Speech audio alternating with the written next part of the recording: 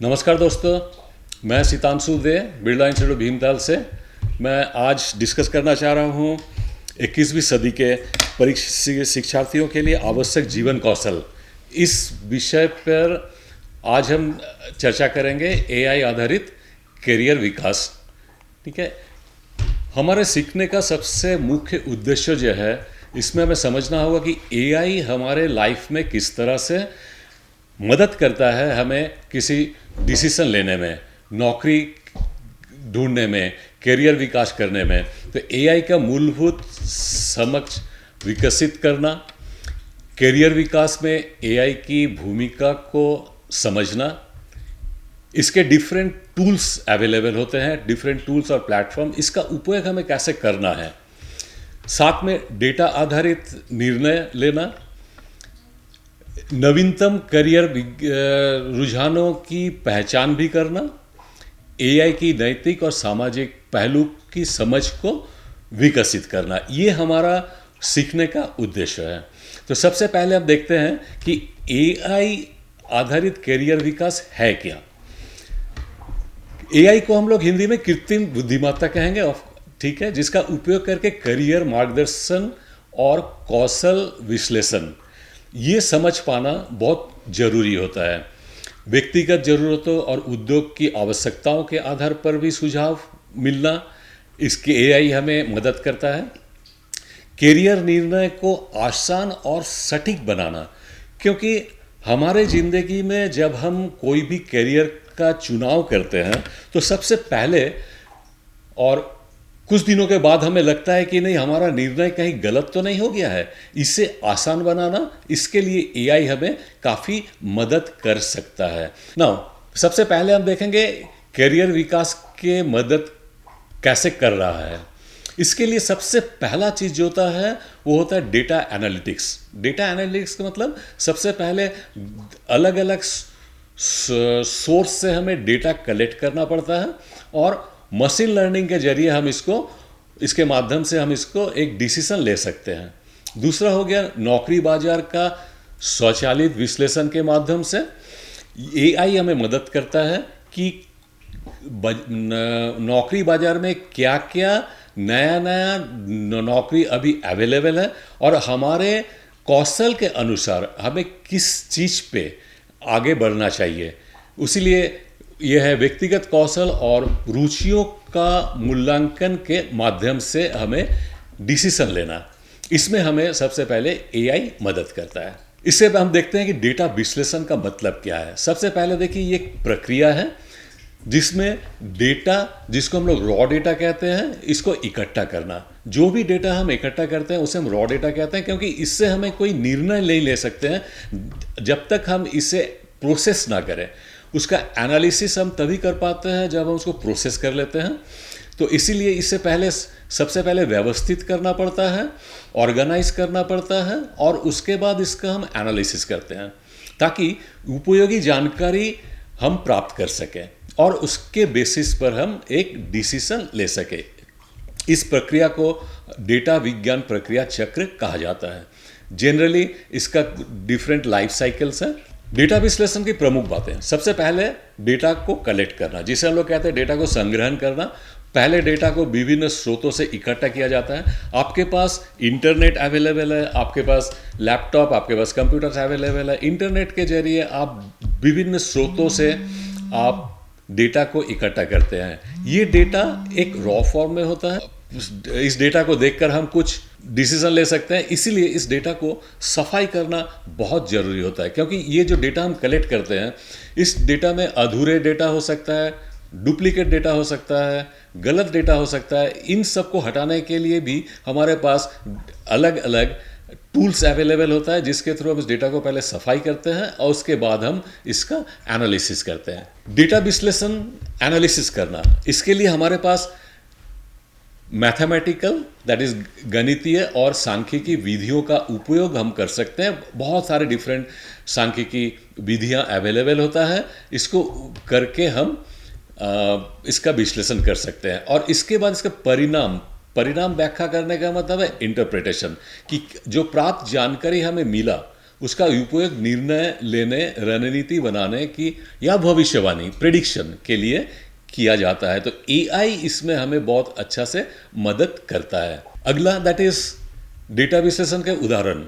बहुत सारे अलग अलग उदाहरण हो सकते हैं। मान लीजिए एक कंपनी ये जानना चाहता है कि किसी प्रोडक्ट की बिक्री सबसे ज़्यादा हो रहा है, ठीक है, और या फिर कोई भी प्रोडक्ट किस ग्राहकों को सबसे ज़्यादा पसंद आ रहा है। तो ये पिछले 6 महीने का बिक्री का डेटा को एकत्रित करता है। इकट्ठा करने के बाद इसका विश्लेषण करता है। जब विश्लेषण करने के पहले उस डेटा में डुप्लीकेट डेटा भी आ सकता है। मान लीजिए एक ग्राहक कई बार इसी एक दुकान से एक ही प्रोडक्ट को बार बार लिया है, तो वो डुप्लीकेट डेटा हो सकता है, तो उसे हटाया जाता है। इसके बाद ये समझने की कोशिश हम लोग करते हैं उस विश्लेषण की, ग्राहक कौन सा प्रोडक्ट को सबसे ज़्यादा पसंद कर रहा है या कौन सा प्रोडक्ट को पसंद नहीं कर रहा है। इसी तरह से ये भी देखा जा सकता है। इसका दूसरा उदाहरण हो सकता है जैसे कि हम लोग स्टॉक एक्सचेंज में बहुत ज़्यादा इसका इस्तेमाल होता है। स्टॉक एक्सचेंज में होता क्या है कि आपके कौन सा शेयर पिछले 6 महीने में सबसे ज़्यादा ग्रो किया है, ये हम इससे एनालिसिस करके हम लोग डिसीजन ले सकते हैं। अब आइए हम लोग देखते हैं कि डेटा एनालिसिस के बारे में विस्तार से जानने की कोशिश करते हैं कि इसके अलग अलग तरीका, प्रकार क्या है, क्या डिफरेंट टूल्स हम लोग इसमें यूज़ कर सकते हैं, करियर विकल्प के लिए हम क्या कर सकते हैं, एआई हमें किस तरह से मदद कर सकता है। सबसे पहले देखते हैं इसकी प्रकार। सबसे पहला प्रकार जो है उसे हम लोग कहते हैं डिस्क्रिप्टिव एनालिटिक्स, वर्णनात्मक विश्लेषण। ये पिछले डेटा को देखकर ये बताता है कि सही में क्या घटना घटा। उदाहरण के तौर पे हम लेते हैं पिछले महीने में कितनी बिक्री हुई, ये हमारे पास डेटा अवेलेबल रहता है। इससे हम ये देख सकते हैं कि कौन सा प्रोडक्ट सबसे ज़्यादा लोगों को पसंद आ रहा है। तो पिछले डेटा को देखकर बता सकते हैं कि क्या हुआ। दूसरा हम लोग कहते हैं जिसको कहते हैं डायग्नोस्टिक एनालिसिस। ये हमें बताता है कि ये जो घटना घटी, प्रोडक्ट सबसे ज़्यादा बिक्री हुआ, इसके पीछे कारण क्या है, ये जानने के लिए हम एआई का मदद ले सकते हैं और इस डेटा को एनालिसिस कर सकते हैं। इसका विश्लेषण करके हम पता चल सकते हैं कि बिक्री क्यों कम हुई, क्या कारण रहा कि ग्राहक उस प्रोडक्ट को पसंद क्यों नहीं कर रहा है। कभी कभी ये भी हो सकता है कि कोई प्रोडक्ट बहुत ज़्यादा पसंद आने लगा और अचानक से वो प्रोडक्ट में कमी आ गई। तो इस तरह का उदाहरण हम लोग बहुत सारे दे सकते हैं। तो ये हो गया दूसरा तरीका। प्रेडिक्शन करना, प्रेडिक्टिव एनालिसिस करते हैं, पूर्वानुमान लगाना। ये सबसे ज़्यादा होता है स्टॉक एक्सचेंज पे, जहाँ पर ग्राहक ये देखना चाहता है कि कौन सा कंपनी का शेयर सबसे ज़्यादा पिछले 6 महीने में आगे बढ़ा है, ठीक है। तो उसी के बेसिस पे पूर्वानुमान लगाता है। लाइक ये भविष्य की घटनाओं का पूर्वानुमान करता है, क्या हो सकता है कोई प्रोडक्ट अगर हमारा खूब ज़्यादा बिक रहा था तो अगले महीने उसका ट्रेंड क्या हो सकता है। कोई पर्टिकुलर प्रोडक्ट किसी पर्टिकुलर सीजन में ज़्यादा बिकता है, कोई प्रोडक्ट किसी पर्टिकुलर त्यौहार के समय में ज़्यादा बिकता है। तो इन सारे चीज़ का डेटा अवेलेबल रहता है हमारे डेटाबेस में, और इससे हम ये प्रेडिक्ट कर सकते हैं कि अगले महीने किस प्रोडक्ट की मांग ज़्यादा हो सकती है। ज़रूरी नहीं कि सही होगा, लेकिन कुछ हद तक हम लोग इसमें आगे बढ़ सकते हैं। दूसरा हो गया प्रेस्पेक्टिव इसको कहते हैं, दैट इज निर्देशात्मक। ये हमें क्या करना चाहिए ये बताता है। उदाहरण के तौर पर बिक्री बढ़ाने के लिए किस तरह की रणनीति अपनानी चाहिए। मान लीजिए हम एक शॉपिंग मॉल पे जहाँ पर बहुत सारे प्रोडक्ट एक साथ अवेलेबल रहता है और बिक्री होता है, तो उसमें होता क्या है कि कभी कोई बेबी प्रोडक्ट जो बच्चे पसंद करते हैं, उनके लिए पेरेंट्स वहाँ से खरीदने के लिए जाते हैं, और जब वो बच्चे के लिए सामान खरीदते हैं, कोई खाने का सामान, उसके साथ अगर कोई टॉय को अगर हम रख दें वहाँ पर, तो ये उनको एक आकर्षित करता है कि यस हम इसे खरीद सकते हैं। मीन्स हमें दूसरे जगह जाने का ज़रूरत नहीं है। तो हमें क्या करना चाहिए, ये एक उदाहरण के तौर पे है। इसी तरह से स्टॉक मार्केट पे अगर बढ़ाना है तो क्या करना होगा, प्रोडक्ट को अगर हमें आगे बढ़ाना है तो हमें क्या स्टेप्स लेना चाहिए। अब देखिए, डेटा एनालिसिस करने के लिए हमारे पास बहुत सारे डिफरेंट टूल्स अवेलेबल होता है। इसमें सबसे कुछ टूल्स के बारे में, बहुत सारे टूल्स में से कुछ इंपॉर्टेंट टूल्स है। एक हो गया माइक्रोसॉफ्ट एक्सेल। ये माइक्रोसॉफ्ट एक्सेल ये एक बहुत ही साधारण और आसान एक टूल्स है जिसे बहुत ही आसानी से सीखा जा सकता है।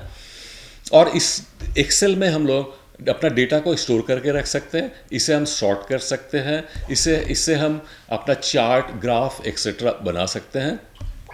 दूसरा आता है एसक्यूएल, डेटा क्वेरी लैंग्वेज हम लोग कहते हैं इसको। ये एक क्वेरी करता है उस डेटा में कि हमें एग्जैक्टली किस तरह से हमें जो चाहिए वो हम उसमें मेंशन कर देते हैं, और मेंशन करने के बाद हम इससे आगे इससे हम अपना आउटपुट ले सकते हैं। पाइथन एक प्रोग्रामिंग लैंग्वेज है, जैसे कोडिंग के जरिए हम लोग उसका विश्लेषण कर सकते हैं। एक आर लैंग्वेज भी काफ़ी इंपॉर्टेंट है, बहुत आसान भी है इसे सीखना। इसी तरह से Microsoft Excel, SQL, Python, R, ये सारा काफ़ी आसान टूल्स है। ये सांख्यिकी, आर लैंग्वेज जो है सांख्यिकी विश्लेषण के लिए, डेटा विजुअलाइजेशन के लिए बहुत उपयोगी है। टेब्ल्यू और पावर बीआई भी डेटा को विजुअली रूप में प्रस्तुत करना। विजुअली रूप में प्रस्तुत करने का मतलब हम किसी चार्ट या ग्राफ के तौर पे हम इसे प्रस्तुत कर सकते हैं। अब आइए कुछ हम इंपॉर्टेंट आसान और जरूरी एआई टूल्स देखते हैं, जिसमें सबसे पहला इंपॉर्टेंट आता है that is called chat GPT. ये सवाल जवाब, कंटेंट लिखना, कोडिंग के लिए बहुत मदद करता है। इसका डिटेल्स में हम लोग देखेंगे। दूसरा है हमारे पास कैनवा एआई, जिसको हम लोग पोस्टर डिज़ाइन करने के लिए, सोशल मीडिया में इसका बहुत उपयोग होता है, ग्राफिक्स के तौर पे हम लोग इसको यूज़ करते हैं। गूगल जेमिनी एक बहुत इम्पॉर्टेंट और सरल एक टूल्स है, जानकारी खोजना और टेक्स्ट जनरेट करना बहुत एक आसान तरीका इसमें होता है। DID एक AI वीडियो बनाने का, आजकल देखना सोशल मीडिया पे बहुत सारे फोटोज़ आप लोग लेते हैं और उस फोटोज़ को वीडियो के जरिए हम प्रेजेंट करना चाहते हैं, तो हम इसका इस्तेमाल करते हैं। Copy AI marketing content, blog, email generate करना, ये सारे में हमें मदद करता है। अब इसका डिटेल्स में हम देखते हैं कि इसमें क्या है। चैट जीपीटी एक देखिएगा आर्टिफिशियल इंटेलिजेंस का एक चैटबॉट है। चैटबॉट का मतलब ये होता है कि जो इंसान के बिहाफ में आपको रिप्लाई करता है।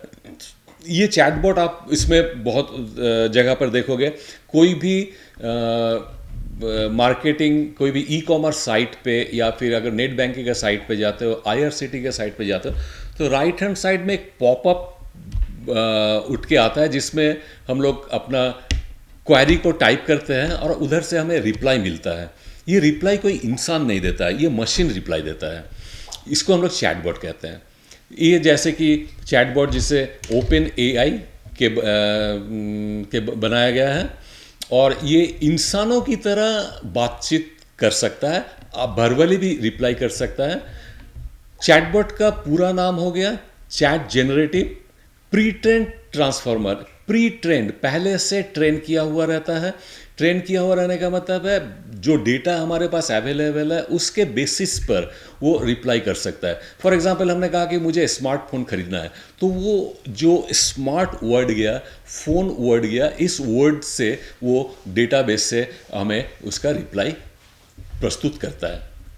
ये एक भाषा मॉडल है, बहुत सारे डेटा पर ट्रेंड है। ट्रेंड का मतलब ट्रेन किया जाता है। इसका उपयोग हम लोग जनरली पढ़ाई करने में, कंटेंट राइटिंग पे, कोडिंग करने में, रिसर्च करने में बहुत आता है। सिंपल सा एग्जांपल के तौर पर हम कह सकते हैं, अगर चैट जीपीटी को हमने कहा कि मेरे लिए कविता लिखो, ऑब्वियसली कविता के लिए हम किस तरह का कविता लिखना चाहते हैं तो वो हमारे लिए कविता लिख कर दे सकता है। अगर हम इसे कहते हैं कि एक ब्लॉग तैयार करके दो, तो वो डेफिनेटली इसे आराम से तैयार कर देगा। कैनवा AI एक टूल है जो कैनवा प्लेटफॉर्म में कृत्रिम बुद्धिमत्ता का उपयोग करता है। इसके जरिए आप design, image generation, text to image, automatic presentation, social media post आदि बना सकते हो। टेक्स्ट टू इमेज आपने टाइप किया और वो उसके बेसिस पे इमेज बना दिया। फॉर एग्जांपल आपने एक डिस्क्रिप्शन दिया एक इंसान का, उस डिस्क्रिप्शन के अकॉर्डिंग वो क्या करेगा, उस इंसान का एक इमेज बना देगा। आप एक एनिमल का डिस्क्रिप्शन दे दिया, एनिमल का नोज कैसा है, एनिमल का ईयर कैसा है, कान कैसा है, आँख कैसा है, तो वो उसके बेसिस पे इमेज बना कर देगा। संक्षेप में हम कह सकते हैं कि ये एक डिज़ाइन ऑटोमेशन है, एआई टेक्स्ट और इमेज जनरेशन, टेम्पलेट का सुझाव। आप किसी भी चीज़ को टेक्स्ट लिखना चाहते हो तो उसका एक टेम्पलेट होता है, उस टेम्पलेट को वो आसानी से बता सकता है। तेज और आसान क्रिएटिविटी बहुत आसानी से समझा जा सकता है, इसके लिए प्रोग्राम ऑलरेडी किया हुआ है, तो कैनवा एआई ये आपको मदद करता है। इसी तरह से जैसे आप अपना रिज्यूमे बनाना चाहते हो, आप अपना बायोडाटा बनाना चाहते हो, तो उस बायोडाटा को बनाने के टाइम पे आप वो करोगे कि ये आप अपना डिटेल्स कैनवा को सप्लाई करोगे, वो उसके अकॉर्डिंग आपको ये प्रस्तुत कर देगा टेम्पलेट। दूसरा आता है गूगल जेमिनी, पहले इसे बर्ड कहा जाता था। ये एक एआई चैटबॉट है जिसे गूगल ने बनाया है। ये आसानी से इंसानों की तरह बात करता है और सवालों के जवाब भी देता है। जैसे मैंने भी थोड़ी देर पहले एक एग्जांपल दिया कि मुझे एक स्मार्टफोन खरीदना है, तो वो आपसे पूछेगा कि स्मार्टफोन ओके, आपका स्पेसिफिकेशन क्या है। वो आपसे पूछेगा कि आपका चॉइस क्या है, आप किस कंपनी का स्मार्टफोन खरीदना चाहते हो। तो ये चैटबॉट के थ्रू ये गूगल जेमिनी आपको बताएगा कि ये चैटबॉट की तरह बात करता है। आपका टेक्स्ट, इमेज गूगल सर्वे और जेमिनी ऐप के उपलब्ध मुफ्त और आसान एआई सहायक है, गूगल असिस्टेंट की तरह। हमारे पास दूसरा एक टूल है DID, ये भी एआई वीडियो जनरेशन प्लेटफॉर्म है। ये टेक्स्ट टू वीडियो आपको कन्वर्ट कर देगा, एआई अवतार और human like face animation. Presentation करना है मुझे कुछ किसी चीज़ को, तो इसके लिए भी आप इसका मदद ले सकते हो। रिपब्लिस्टिक वॉइस और फेस मूवमेंट के अकॉर्डिंग वो आपको डिटेक्ट कर सकता है। ये खासतौर पर वीडियो क्रिएटिव और आसान है। इसके अलावा हमारे पास एक कॉपी एआई है, ये भी एक एआई कंटेंट है। ये कंटेंट राइटिंग टूल है। आपको किसी चीज़ को लिखना है, आप उसका डिफरेंट तरीके से वो आपको प्रोवाइड करेगा। तो यहाँ पर हमारा ख़त्म होता है पार्ट नंबर 1, भाग 1 को हम यहाँ पर ख़त्म करते हैं। अगले भाग में हम देखेंगे कि एआई के थ्रू हम किस तरह से अपना करियर बिल्डअप कर सकते हैं। धन्यवाद।